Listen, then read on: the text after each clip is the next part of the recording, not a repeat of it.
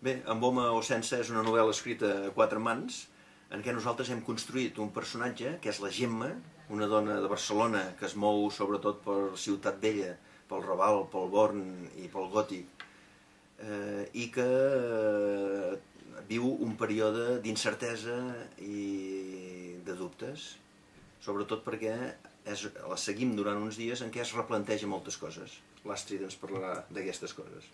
En un moment donat va agafant força cada vegada més una certesa dins aquest mar d'incerteses, i és que la Gemma vol tenir una filla. El que no sap és com s'ho farà, perquè tot i que en aquell moment té parella, potser no és la parella més indicada per tenir la filla que vol tenir.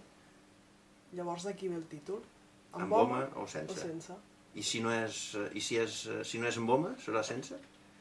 Això és el que s'està pensant durant la novel·la i decidint, i veurem com s'ho fa per dirimir tots els pros, els contres, i per això té la seva amiga Vita, que li fa de contrapunt i amb ella discuteix la jugada, fan un pla d'acció i bé, aquí està la trama del llibre.